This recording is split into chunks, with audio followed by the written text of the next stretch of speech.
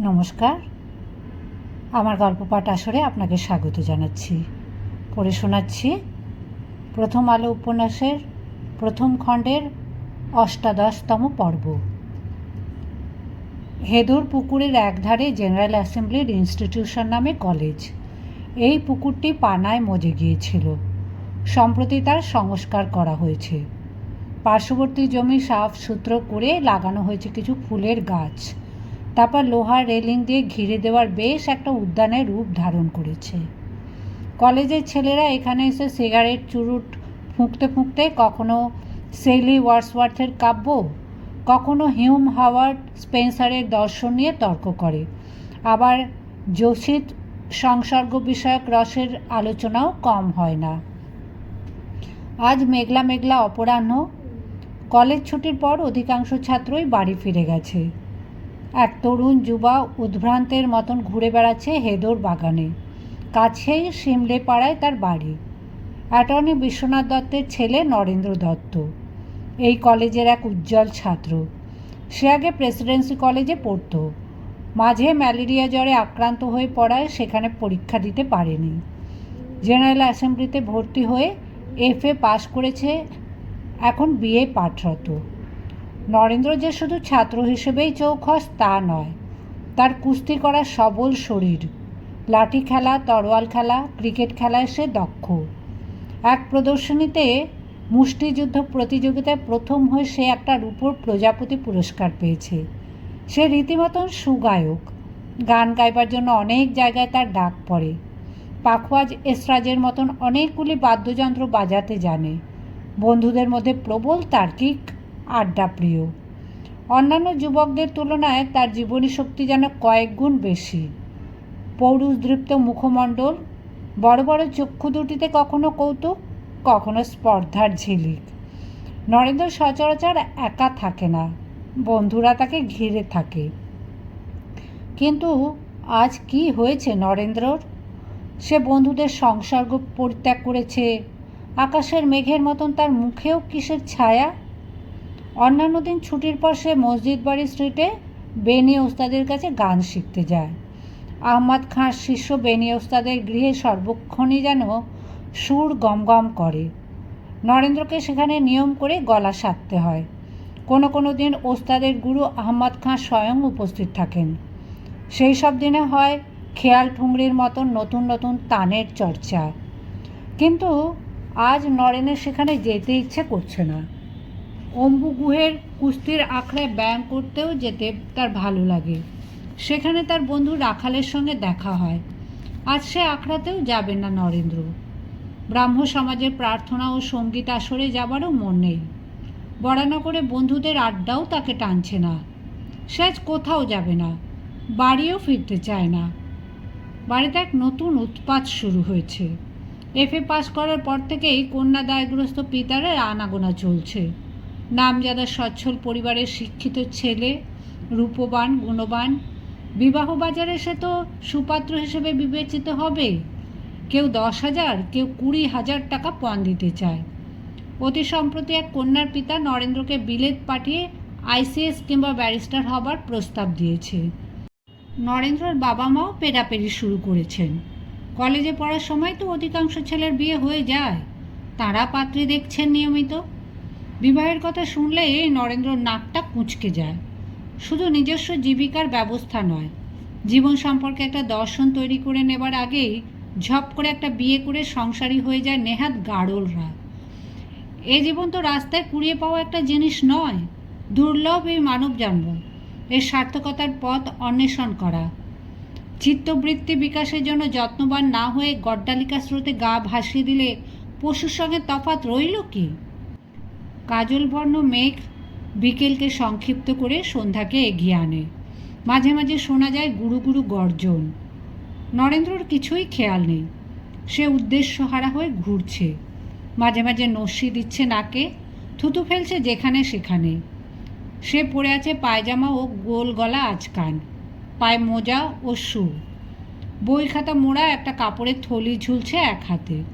হঠাৎ এক জায়গায় থেমে গিয়ে সে লোহার রেলিংয়ে মাথা ঠুকতে লাগলো আর বিড়বিড় করে বলতে লাগলো কি যেন তার ভেতরে একটা সাংঘাতিক কষ্ট হচ্ছে। নিজের কাছে উত্থাপিত কোনো প্রশ্নে সে উত্তর খুঁজে পাচ্ছে না বলে সে শাস্তি দিচ্ছে নিজেকে। কেউ বাধা না দিলে মাথা ঠুকতে ঠুকতে একটা রক্তারক্তি কাণ্ডই হয়ে যেত। একজন এসে হাত রাখলো তার পিঠে।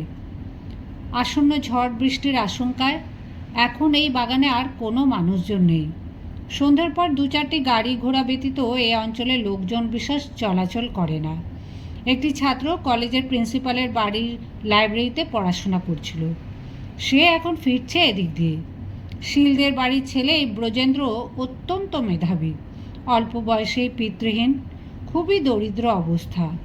তবু শুধু মেধার জোরে সে স্কুল কলেজের শিক্ষকদের প্রিয় হয়েছে। নরেন্দ্রর মতন গান বাজনা কিংবা খেলাধুলোর দিকে তার ঝোঁক নেই। সে এক গ্রন্থ কীট। নরেন্দ্রর চেয়ে বয়সে ছোট হয়েও সে পড়ে ওপরের ক্লাসে। অসুখের জন্য নরেন্দ্রর একটি বছর নষ্ট হয়েছে। দুজনের বেশ বন্ধুত্ব আছে। ব্রজেন্দ্র বলল, এ কি নরেন, কি করছিস, কি করছিস? নরেন্দ্র সচকিত হয়ে মাথা তুলল। তার ঘোর লাগা দৃষ্টি স্বাভাবিক হতে সময় লাগলো কিছু মুহূর্ত। ব্রজেন্দ্রকেও যেন সে চিনতে পারছে না। তাকিয়ে রইল তার মুখের দিকে। ব্রজেন্দ্র ব্যস্ত হয়ে জিজ্ঞেস করল, অনমভাবে মাথা ঠুকছিলি, কি হয়েছে তোর? নরেন্দ্র আস্তে আস্তে বলল, মাথার মধ্যে খুব ব্যথা করছিল, তাই ভাবলাম এতে যদি কমে। ব্রজেন্দ্র বলল, মাথায় ব্যথা করছে, কবিরাজের কাছে যা। বন্ধুর কাছে ধরা পড়ে গিয়ে নরেন্দ্র কিছুটা লজ্জা পেয়েছে। এমনিতে সে লজ্জা পাওয়ার পাত্র নয়, সে রঙ্গপ্রিয়। বন্ধুদের নিয়ে সেই কৌতুক করে অধিকাংশ সময়। স্বাভাবিক হবার জন্য সে আজকানের জেব থেকে নস্যির ডিবে বার করে অনেকখানি নস্যি নিল দুনাকে। তারপর একটা পেন্সিল দিয়ে সেই নস্যি ঠুসে দিতে লাগলো ভেতরে। ব্রজেন্দ্র প্রায় শিউরে উঠে বলল, উহ নরেন, অত নস্যি নিস না, দেখলেও কেমন যেন লাগে। নরেন্দ্র বলল, কম নিলে মাথা পরিষ্কার হয় না, মাথাটা পরিষ্কার হলে যদি ব্যথাটা কমে। ব্রজেন্দ্র বলল, শোনো পাগলের কথা, ওষুধ না খেয়ে নিজে নিজে নস্য চিকিৎসা? তোর ব্যথাটা কী ধরনের রে? নরেন্দ্র বলল, কপালে 2 ভুরুর মাঝখানটা দপদপ করে, মাঝে মাঝে সেখানে যেন একটা আলোর শিখা জ্বলে ওঠে। তোদের এরকম হয়? ব্রজেন্দ্র বলল, না, কপালে ওরকম আলো টালো জ্বলা কাজের কথা নয়, বড় রকমের কোনো ব্যায়ামও হতে পারে। তুই ডাক্তার বদ্যি দেখা ভালো করে। কথা নেই বার্তা নেই, হুড়মুড়িয়ে বৃষ্টি নেমে এলো। ব্রজেন্দ্র সাবধানী। সে বাদলার দিনে বগলে ছাতা রাখে। সে পরে আছে ধুতি আর কুর্তা, পায়ে সুঁড় তোলা তালতলার চটি। তাড়াতাড়ি ছাতা খুলে সে বলে, আয়, এ নিচে আয়। নরেন্দ্র বলল, আমার ছাতা লাগবে না, তুই মাথায় দে। বৃষ্টি ভিজলেই যে সান্নিপাতিক হবে। আমার হবে না, তোর হবে। তোর যৌবনের তেজ আছে বটে। চল নরেন, তোকে বাড়ি পৌঁছে দিয়ে আসি। আমি তো এখন বাড়ি যাব না। তাহলে টঙে যাবি? চল, সেই পর্যন্তই যাই। 2 বন্ধু হেদর বাগান থেকে বেরিয়ে হাঁটতে লাগলো রাস্তা দিয়ে। ঝড় বৃষ্টির জন্যই বোধহয় আজ গ্যাসের বাতি জ্বলেনি। বিদ্যুৎ চমকে পথ চিনতে হবে। দুপাশে খোলা নর্দমা, পা হড়কে পড়ে গেলেই বিপদ। নর্দমা থেকে অনেক কৃমি কীট উঠে আসে রাস্তায়, খানাখন্দও বাঁচিয়ে চলতে হয়। ব্রজেন্দ্র বুঝেছিল পার্কের রেলিংয়ে নরেন্দ্র এরকম মাথা কোটা মোটেই স্বাভাবিক নয়। কিছু একটা মানসিক অশান্তি চলেছে তার। এ সময় তাকে একলা ছেড়ে দেওয়া ঠিক নয়। ব্রজেন্দ্র বলল, কিছুদিন থেকে তোর একটা উড়ু উড়ু ভাব দেখছি। কি হয়েছে বলতো নরেন? আগে প্রায়ই আমাদের রান্না করে খাওয়াতিস, মোগলাই খানা, ফরাসি খানা, এখন তো আর ডাকিস না। নরেন্দ্র বলল, আমার রান্নার শখ মিটে গেছে। ব্রজেন্দ্র বলল, তোর গান বাজনাও অনেক দিন শুনিনি। নরেন্দ্র কোনো উত্তর দিল না। বৃষ্টি আরও ঝেঁপে এসেছে। নরেন্দ্র সর্বাঙ্গে সিক্ত।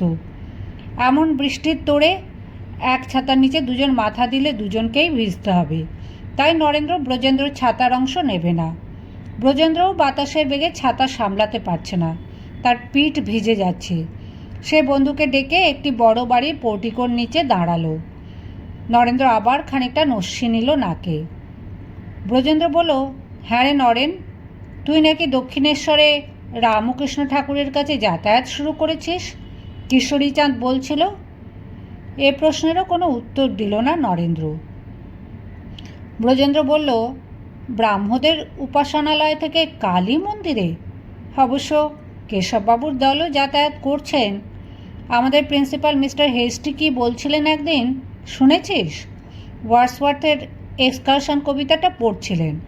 ছাত্ররা কবির অতীন্দ্রিয় অনুভবের ব্যাপারটা ঠিক ধরতে পারছিল না। অধ্যক্ষমশাই তখন বললেন, অনুভূতির তীব্রতায় ওয়ার্ডসওয়ার্থের মাঝে মাঝে ভাব সমাধি হতো। তোমরা যদি সেটা বুঝতে চাও তাহলে দক্ষিণেশ্বরে রামকৃষ্ণ পরমহংসকে দেখে এসোগে। তার ওই রকম ভাব সমাধি হয়। মানুষটি খুব খাঁটি। আমাদের ক্লাসের অনেক ছাত্র রামকৃষ্ণ ঠাকুরের নামই শোনেনি। সবাই তো আর কেশববাবুদের কাজগোজ পড়ে না। আমি হেস্টি সাহেবের কথাটা শুনে খুব আশ্চর্য হয়েছিলুম। কেশববাবুদের উচ্ছ্বাসের কারণ বোঝা যায়। ওরা আগে পরম ব্রহ্মকে পিতা বলতেন, এখন মাতা বানিয়েছেন। মা মা বলে কীর্তন গান করেন। কিন্তু হেস্টি সাহেব খ্রিস্টান হয়েও এক কালী ভক্তকে প্রশংসা করলেন। আমারও একবার রামকৃষ্ণ ঠাকুরকে দেখবার ইচ্ছে আছে। তুই তো দেখেছিস। লোকটি কেমন রে? নরেন্দ্র বন্ধুর দিকে ঘুরে দাঁড়ালো। একটুক্ষণ তাকিয়ে রইল অপলকভাবে। তারপর দ্বিধার সঙ্গে বলল, লোকটি কেমন? লোকটি কেমন তা আমার পক্ষে বলা শক্ত। এখনও ঠিক বুঝতে পারি না। হঠাৎ উত্তেজিত হয়ে নরেন্দ্র জিজ্ঞেস করলো, আচ্ছা ব্রজেন, তুই তো অনেক লেখাপড়া করেছিস, তুই একটা কথা বলতো। যুগ যুগ ধরে আমাদের সমাজে যা বিশ্বাস করে এসেছে, আমাদের বাপ ঠাকুরদা যে ধর্মের বিধান আর সৃষ্টিকর্তার রূপ মেনেছেন, তাকে আমরা এক কথায় উড়িয়ে দিতে পারি? যদি উড়িয়ে দিই, সেই অবিশ্বাসের যে শূন্যতা, তা সহ্য করা সম্ভব? ব্রজেন্দ্র বলল, দেখ নরেন, তোর মনের গতি আমি খানিকটা স্টাডি করেছি। আমার কি মনে হয় বলবো? তুই ডেকার্তের অহংবাদ পড়েছিস, আবার হিউমের নাস্তিকতা, ডারউইনের বিবর্তনবাদ এসবও পড়েছিস। কিন্তু তোর মাথার মধ্যে রয়ে গেছে হিন্দু ঐতিহ্য। তুই যখন তর্ক বিতর্ক করিস তখন কখনো মনে হয় তুই নাস্তিক, কখনো সংশয়বাদী, আবার কখনো যেন বেরিয়ে পড়ে যে তুই যেন সেই ঈশ্বরকে খুঁজছিস যিনি এই জড় জগৎ পরিচালনা করেন। তোর মনে এই প্রশ্ন জাগে না? না, দার্শনিক মীমাংসায় আমি ঈশ্বরের কোনো স্থান খুঁজে পাই না। যুক্তি দিয়ে আমি ঈশ্বরের কোনো প্রয়োজনও বোধ করি না। কিন্তু তোর কথা আলাদা। তুই একসময় ধ্যান ট্যান করেছিস, আবার সাহেবদের সংশয়বাদী লেখাও পড়িস। তারপরেও জানতে চাস কেউ সচক্ষে ঈশ্বর দেখেছেন কি না? সেই জন্য দেবেন ঠাকুরের কাছে গিয়েছিলি না? নরেন্দ্র চুপ করে রইল। সত্যি সে একদিন ঝোঁকের মাথায় ছুটে গিয়েছিল দেবেন্দ্রনাথ ঠাকুরের কাছে। দেবেন্দ্রনাথকে সবাই পূত চরিত্র, মহর্ষি বলে মনে করে। তিনি নিশ্চয়ই মিথ্যে কথা বলবেন না। তিনি তখন চুঁচুড়ার কাছে গঙ্গার ওপরে একটা বোটে থাকেন। নরেন্দ্র সোজা সেই বোটে উঠে গিয়ে প্রথমেই সরাসরি প্রশ্ন করেছিল, আপনি কখনো ঈশ্বরকে নিজের চোখে দেখেছেন? সে প্রশ্নের উত্তর দিতে পারেননি দেবেন্দ্রনাথ। এড়িয়ে গিয়ে বলেছিলেন, তোমার চক্ষু দুটি যোগীর মতন, তুমি সাধনা করলে নিজেই একদিন উপলব্ধি করবে। ব্রজেন্দ্র বলল, আসল কথাটা কি জানিস? ঈশ্বর আছেন কি নেই এ নিয়ে মাথা ব্যথা করার দরকারটাই বা কি? এই যে এত প্রার্থনা, ধ্যান, পুজো আচ্চা, নামাজ পড়া, উপোস, মানুষের জীবনে এর কোনো প্রয়োজন আছে? এসব বাদ দিয়েও তো দিব্যি চলে যায়। অক্ষয় দত্ত মশাই অঙ্ক দিয়ে কি প্রমাণ করেছিলেন তুই দেখিসনি? উনি একটা ফর্মুলা দিয়েছিলেন। কৃষকরা সারাদিন পরিশ্রম করে ফসল উৎপাদন করে, তাহলে পরিশ্রম ইজিক্যাল টু ফসল। সেই সঙ্গে যদি ঈশ্বরের কাছে প্রার্থনাও করে, তাহলে পরিশ্রম প্লাস প্রার্থনা ইজিক্যাল টু ফসল, অর্থাৎ প্রার্থনা ইজিক্যাল টু 0। নরেন্দ্র ঠোঁট বেটিয়ে বলল, দূর শালা, এসব হলো ফুক্কুরির কথা। জীবন মানে শুধু চাষবাস আর মাঘ ছেলে মেয়ে নিয়ে ঘর করা নয়। ব্রজেন্দ্র বলল, তুই অত রেগে যাচ্ছিস কেন? আচ্ছা, রামকৃষ্ণ ঠাকুরের কাছে গিয়ে তোর কি নতুন কোনো উপলব্ধি হয়েছে? আমাকে খুলে বল না। নরেন্দ্র বলল, হে শালার বৃষ্টি থামবার নাম নেই। তামাক খায়নি কতক্ষণ, চল ছুটে চলে যাই। তুই ছুটতে না পারিস ছাতা মাথায় দিয়ে আমার পেছনে পেছনে আয়। নরেন্দ্র ছুটতে শুরু করে দিল, নিজের বাড়ির দিকে নয়, টঙের দিকে। রামকৃষ্ণ ঠাকুরের কথা মনে পড়লেই তার ভুরু কুঁচকে যায়, মাথার মধ্যে একটা আলোড়ন শুরু হয়। এ ব্যাপারটা কারোকে ঠিক বুঝিয়ে বলাও যায় না। রামকৃষ্ণ ঠাকুরের কাছে সে তো নিজে থেকে যায়নি, সে মূর্তি পূজার ঘোর বিরোধী, যুক্তিহীন ভক্তিবাদও তার সহ্য হয় না। রামকৃষ্ণ ঠাকুর সম্পর্কে তার কোনো আগ্রহই ছিল না। কেশববাবুদের প্রার্থনা সভাতেও সে এখন আর যায় না, সে যায় সাধারণ ব্রাহ্ম সমাজের তরুণদের দলে। তাদের পাড়ায় সুরেন মিত্তিরের বাড়িতে একদিন রামকৃষ্ণ ঠাকুর এসেছিলেন। নরেন্দ্রকে এখন গান গাইবার জন্য অনেকেই ডাকাডাকি করে। সেই দিনও সুরেন মিত্তিরের অনুরোধে নরেন্দ্র সে বাড়ির আসরে গিয়ে কয়েকখানা গান শুনিয়েছিল। সেদিন রামকৃষ্ণ ঠাকুরকে দেখে সে তেমন কিছু আকৃষ্টও হয়নি, বিশেষ কোনো কথাও বলেনি। শ্যামলা রঙের একজন ছোটোখাটো চেহারার মানুষ, অঙ্গে গেরুয়া টেরুয়া পরেন না, নরুন পাড় ধুতি পরা, গায়ে একটা উড়ুনি, কি যেন হাসির কথা বলছিলেন। সেই ঘরের মধ্যে খুব গরম ছিল। গান শুনে চলে এসেছিল নরেন্দ্র। তারপর এই তো শীতকালের শেষ দিকের কথা, কোনো এক বড় লোকের বাড়িতে পাত্রী দেখতে যাওয়ার জন্য ঝুলোঝুলি করেছিলেন মা বাবা। বিরক্ত হয়ে চোটপাট শুরু করে দিয়েছিল নরেন্দ্র। সেই সময় তাদের এক আত্মীয় রামচন্দ্র দত্ত এসে উপস্থিত। বাড়িতে ওরকম হাঙ্গামা দেখে রামদত্ত নরেন্দ্রকে বললেন, বিলে তুই এখান থেকে কিছুক্ষণের জন্য পালিয়ে থাক না, আমার সঙ্গে দক্ষিণেশ্বর চ, গঙ্গার পাড়ে ভারী মনোরম জায়গা। আমার ঠাকুরের দুটো উপদেশ শুনে দেখ তোর মনে লাগে কি না। না মানলে না মানবি, তবে ওখানে গেলে তোর খারাপ লাগবে না, সেটা বলতে পারি। যেতে রাজি হলো নরেন্দ্র, তবে একা নয়, বরানগরের আড্ডা থেকে দুজন বন্ধুকেও তুলে নিল ঘোড়ার গাড়িতে। কাঁচা রাস্তার দুপাশে ঝোপ জঙ্গল, মাঝে মাঝে একটা দুটো বাড়ি, গাড়ি ঘোড়ার সংখ্যাও কম। হঠাৎ দক্ষিণেশ্বরের মন্দিরের চূড়া দেখলে বেশ বিস্ময় জাগে। অনেকখানি এলাকায় ছড়ানো মন্দির প্রাঙ্গণ, শীতকালের নির্মল আকাশ, গঙ্গা থেকে হু হু করে আসছে উত্তুরে হাওয়া। বন্ধুদের সঙ্গে নরেন্দ্র ঘুরে ঘুরে সব দেখতে লাগলো। মন্দিরের জন্য রানী রাসমণি হাত খুলে খরচ করেছেন। বাঁধানো ঘাটে অনেকখানি চওড়া সিঁড়ি, সিঁড়ি দিয়ে উঠে গেছে প্রশস্ত চাঁদনি। সেখানে কয়েকটি খাটিয়া, আম কাঠের সিন্দুক, দু একটা লোটা ছড়ানো রয়েছে। কিছু সাধু ফকির বৈষ্ণবী বসে আছে এদিক ওদিক, মনে হলো তারা এখানে নিয়মিত প্রসাদ পায়। সিমেন্ট বাঁধানো পাকা উঠোনের একদিকে রাধাকান্তের মন্দির, অন্যদিকে কালী মন্দির। কালী মন্দিরের সামনে নাট মন্দির, চাঁদনির এক পাশে দ্বাদশ শিবের মন্দির। তাছাড়া ভাঁড়ার ভোগঘর, অতিথিশালা, বলিদানের হাঁড়িকাঠ। এই এলাকার মধ্যে রয়েছে দুটি পুকুর, বাসন মাজার পুকুর আর হাঁস পুকুর। কাছেই মস্ত বড় গোশালা, আর একদিকে পঞ্চবটী উদ্যান। উঠোনের উত্তর পশ্চিম কোণে থাকেন শ্রী রামকৃষ্ণ ঠাকুর। ঘরটির এক পাশে একটি অর্ধবৃত্তাকার বারান্দা, সেই বারান্দায় দাঁড়ালেই অনেকখানি বিস্তৃত গঙ্গার রূপ দেখা যায়। বাগান টাগান ঘুরে এসে নরেন্দ্র বন্ধুদের সঙ্গে নিয়ে এই ঘরে প্রবেশ করল। একদিকে একটি তক্তপোষের ওপরে বসে আছেন রামকৃষ্ণ ঠাকুর, একটা ঠেঙো ধুতি পরা, কোমরের কষি আলগা, ঊর্ধ্বাঙ্গে একটা আলওয়ান জড়ানো। মেঝেতে মাদুর পাতা, সেখানে কয়েকজন লোক বসে আছে। এক কোণে একটা বড় গঙ্গা জলের জ্বালা, সেখানে গিয়ে বসলো নরেন্দ্র। অন্যরা একটা দুটো প্রশ্ন করছে। তার মধ্যে রামচন্দ্র দত্ত রামকৃষ্ণ ঠাকুরের সঙ্গে নরেন্দ্রর পরিচয় করিয়ে দিলেন একজন গায়ক হিসেবে। গায়করা যেখানেই যায় সেখানে গান গাইতেই হয়। রামকৃষ্ণ ঠাকুর নরেন্দ্রর দিকে এক দৃষ্টে তাকিয়ে আছেন।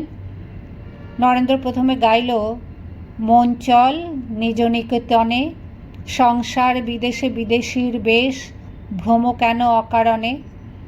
দ্বিতীয় গান, যাবে কি হে দিন আমার বিফলে চলিয়ে, আছি নাথ দিবানিশি আশা পথ নিরখিয়ে। গাইতে গাইতে নরেন্দ্র লক্ষ্য করল ওই গেরুয়াহীন সাধুটির চক্ষু দুটি স্থির হয়ে গেল, শরীর যেন নিষ্পন্দ।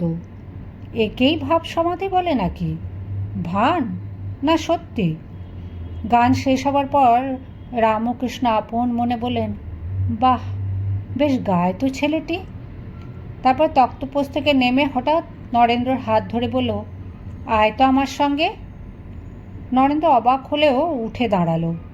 রামকৃষ্ণ টেনে নিয়ে এলেন পাশের বারান্দায়। শীতের বাতাস আটকাবার জন্য বাইরের খোলা দিকটা ঝাঁপ দিয়ে ঘেরা।